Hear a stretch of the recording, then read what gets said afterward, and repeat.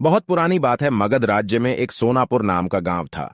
उस गांव के लोग शाम होते ही अपने घरों में आ जाते थे और सुबह होने से पहले कोई कोई भी घर के बाहर कदम भी नहीं रखता था। इसका कारण डाकू अंगुलीमाल था। डाकू अंगुलीमाल मगध के जंगलों की गुफा में रहता था। वह लोगों को लूटता था और जान से भी मार देता था। लोगों को डराने के लिए वह जिसे भी मारता उसकी एक उंगली काट लेता और उन उंगलियों की माला बनाकर पहनता। इसलिए उसका नाम अंगुलीमाल पड़ा। गांव के सभी लोग परेशान थे, कैसे इस डाकू के आतंक से छुटकारा मिले। एक दिन गौतम बुद्ध उस गांव में आए। गांव के लोग उनकी आव भगत करने लगे। गौतम बुद्ध ने देखा कि गांव के लोगों में किसी बात को लेकर दहशत फैली है।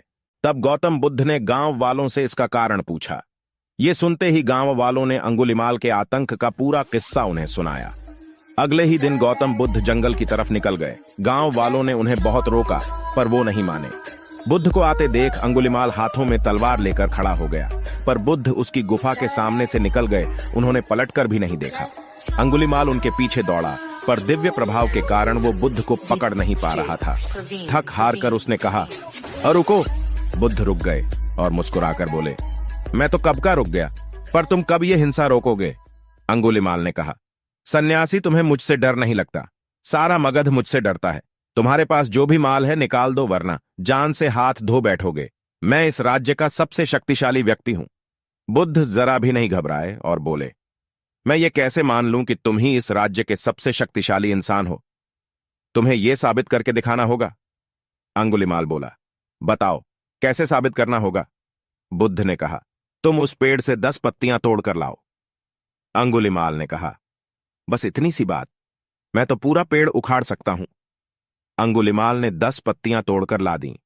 बुद्ध ने कहा, अब इन पत्तियों को वापस पेड़ पर जाकर लगा दो।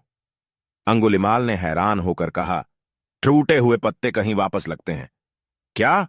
तो बुद्ध बोले, जब तुम इतनी छोटी सी चीज को वापस नहीं जोड़ सकते तो तुम सबसे शक्तिशाली कैसे हुए? यदि तुम किसी चीज को जोड़ नहीं सकते तो कम से कम उसे तोड़ो मत। यदि किसी को जीवन नहीं दे सकते तो उसे मृत्यु देने का भी तुम्हें कोई अधिकार नहीं है। यह सुनकर अंगुलीमाल को अपनी गलती का एहसास हो गया और वह बुद्ध का शिष्य बन गया और उसी गांव में रहकर लोगों की सेवा करने लगा।